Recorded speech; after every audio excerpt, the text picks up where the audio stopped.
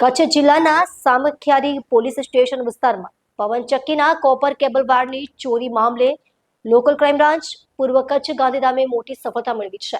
લાખો રૂપિયાના મુદ્દામાલ સાથે એક આરોપીને ઝડપી લેવાયો છે, જ્યારે બે આરોપી અંધારાનો લાભ લઈને ફરાર થયા છે.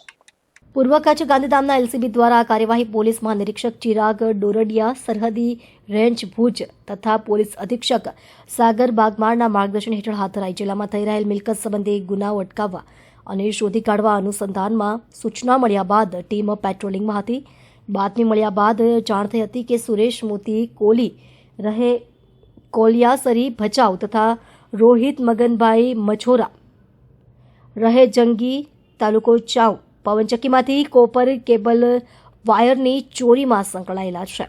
ચોરી થયેલો wire pickup Dalu registration number GJ12BY7440માં ભરાઈને જંગીથી છાડવાડા તરફ લઈ જવાઈ રહ્યા હોવાની ચોક્કસ માહિતી મળી હતી. એલસીબી ટીમે વોચ ગોઠવી અને શંકાસ્પદ વાહન રોકતા ડ્રાઈવર સીટ પર બેઠેલો એક ઈસમ ઝડપાયો, જ્યારે અન્ય આરોપી ભાગી છૂટ્યા હતા. ઝડપાયેલા આરોપી પાસેથી કિંમત ₹18,52,000નો મુદ્દામાલ મળી આવ્યો છે.